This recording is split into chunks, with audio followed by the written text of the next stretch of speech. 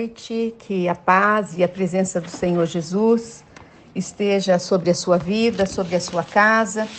E esta semana, que nós estamos na nossa primeira semana de jejum pela família, que nós estamos com o tema Família, Instituição Divina, Família, Projeto de Deus. E o nosso tema de hoje é o sexo é para o casamento. É o quarto dia, sexo é para o casamento. Então nós vamos ver o que a palavra de Deus fala sobre um tema que é tão tabu, E é um tema onde o inimigo, ele aproveita tanto, desta área da nossa vida, da vida dos homens e das mulheres, para trazer destruição nos casamentos, para trazer maldição sobre o casamento, que é uma instituição divina. Então vamos ver o que a palavra de Deus diz? O nosso versículo de hoje é Gênesis 2:24 e diz assim: por essa razão, o homem deixará pai e mãe e se unirá à sua mulher, e eles se tornarão uma só carne. O primeiro princípio que nós aprendemos ontem, foi que o homem, anteontem, nós falamos sobre esse princípio, do homem deixar pai e mãe, que o homem deverá sair da casa dos seus pais. O primeiro homem que teve que sair da casa dos seus pais foi Abraão. Deus o chamou e disse: sai da tua terra, da tua parentela e vai para onde eu te mostrarei. E na nossa vida hoje não é diferente. O Senhor diz para os jovens que estão querendo se casar, primeira coisa, providencie então uma casa, um lar, onde você poderá deixar a sua família, deixar de uma maneira física, deixar a casa dos seus pais e ir morar e se unir à sua mulher e se tornar com ela uma só carne. Então agora, hoje, o nosso propósito de hoje é falar sobre esse segundo princípio. O primeiro é deixar a casa dos pais. E o segundo princípio é se tornar uma só carne com a sua esposa. Tornar-se uma só carne é um mistério, que existe da união do homem com a mulher. O Senhor deixou bem claro em toda a sua palavra que Ele abençoa o casamento, Ele abençoa a união em se tornar uma só carne, o homem e a mulher. O Senhor, Ele fala do casamento como algo tão especial, tão divino, que é tipo a união, de Cristo com os seus, a união de Cristo com a igreja. Ele compara, o casamento, o se entregar realmente um para o outro, com aquela igreja que se entrega sem mácula, sem pecado, sem vícios para o seu Senhor, O casamento é comparado com a entrega, da igreja ao Senhor Jesus Cristo. Nós já falamos aqui, ontem, anteontem, sobre a importância da separação da casa paterna. Os filhos precisam realmente sair da casa dos pais, mas sair abençoados pelos pais, não é verdade? Não sair quando os pais não aconselham, quando os pais não aceitam. Para nós vivermos debaixo da bênção, nós precisamos primeiro estar debaixo da obediência. Hoje nós vamos ver o segundo princípio descrito no texto, o relacionamento sexual. E o texto diz, e ele deixará pai e mãe e o homem se unirá à sua mulher. Quando a palavra de Deus diz se unirá à sua mulher, se refere a esta união íntima, a união de corpos. Os dois deixam a casa dos seus pais, com respeito, debaixo da bênção, e agora dentro de uma nova fase familiar, dentro de uma nova unidade familiar que está começando, eles irão, depois de serem abençoados pelos pais, pelo seu pastor, pela igreja.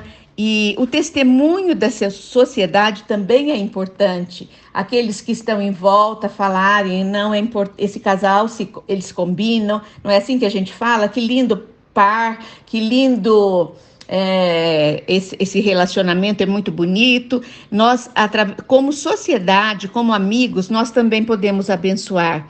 E eles podem partir, então, agora para uma união legítima, uma união abençoada, né, dos seus corpos. Deus preparou a relação sexual para o casamento, né, para quando eles deixarem pai e mãe e depois se tornarem uma só carne. Por isso a Bíblia é contra a relação sexual fora do casamento. Muitas vezes eu sou questionada, né, por mães, por adolescentes, se isso não é muito careta, se isso não é porque Deus é muito antigo, porque isso está fora de moda. E eu tenho o prazer de explicar, né, que tudo que o Senhor criou é perfeito. E quando nós obedecemos, nós partimos para receber a bênção. Então, os jovens precisam obedecer a palavra e deixar o relacionamento sexual para depois do casamento. Deus criou o sexo, né, para 2 objetivos. E é sobre isso que nós vamos falar hoje.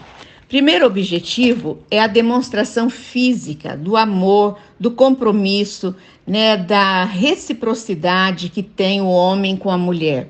O relacionamento, né, que a gente diz sexual, é a demonstração física de que os dois se amam, que os dois querem esta união e que eles são parte um do outro.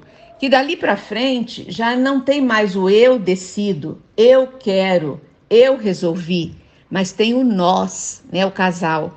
O diabo, né, o inimigo, ele é especialista em deturpar, em dar um entendimento deturpado das coisas que Deus criou. Ele trabalha para isso. Você não lembra quando Eva foi orientada por Deus para não comer daquela árvore? E a serpente veio ali, né, como o inimigo, deturpando, né, falando, não é bem assim. Não, não é por aí. Não, você não está sabendo das coisas.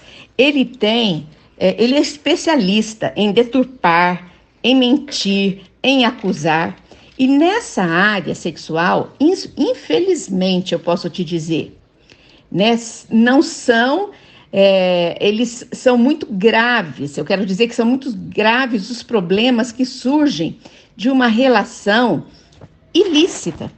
Porque quando acontecem essas relações, esses relacionamentos de uma forma não abençoada por Deus, nós podemos ver que, porque a gente entende assim, todo pecado que o homem pratica é fora do corpo. Mas o que adultera, ele peca contra o quê? Contra o seu corpo.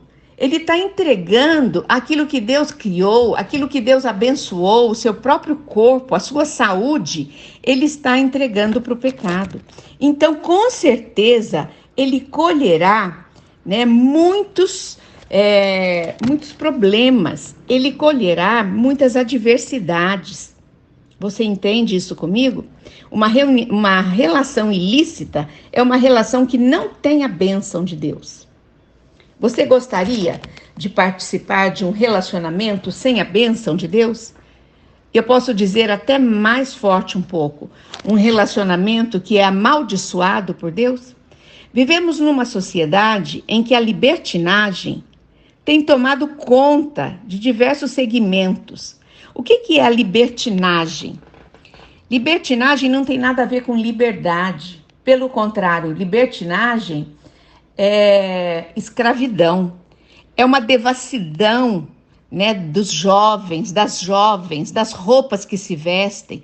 É uma devassidão do que se fala, do que se ouve, dos filmes que assistem. É um comportamento que a pessoa, ela se entrega aos prazeres sexuais. E isso leva a ela a uma escravidão. Atualmente, as relações sexuais fora do casamento são praticadas e aceitas com muita naturalidade. Porque nós vemos as adolescentes, 14, 15 anos, procurando os médicos, né, as médicas que são ginecologistas, para que receitem para elas anticoncepcionais, para que elas possam ter uma vida sexual ativa. Então você vê que a família hoje está com uma deturpação, né, nesta área sexual.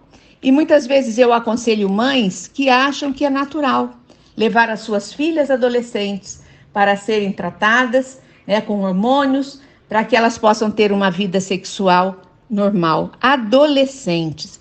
A Bíblia afirma claramente que isso é pecado e vai trazer graves consequências morais, né?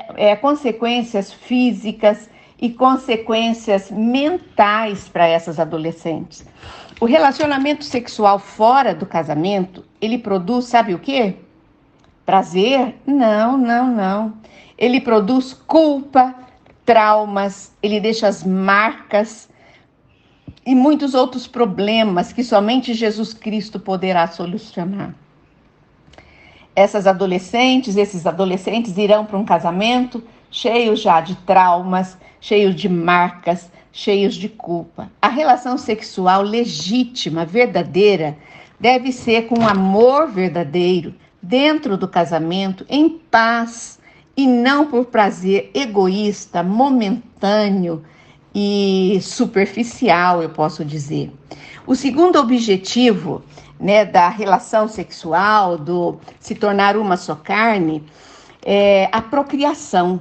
A Bíblia deixa claro, um dos resultados, né, desse relacionamento é a gravidez, que é uma bênção de Deus. A Bíblia diz em Salmo 127:3, os filhos são herança do Senhor, uma recompensa que Ele dá. O nascimento dos filhos também é uma confirmação da aprovação divina sobre essa nova unidade familiar. É Deus abençoando, é Deus complementando, é Deus colocando a sua boa mão sobre aquela nova família. Essa é a forma como Deus mantém a vida humana na sociedade. É o modo da procriação. A criança que nasce, ela será cuidada, orientada na palavra de Deus e ela formará também uma nova unidade. Logo, essa nova unidade familiar será concluída, né? E assim o ser humano cumpre o mandamento de Deus em se multiplicar e encher a terra, né? Que está lá em Gênesis 1, acho que 28.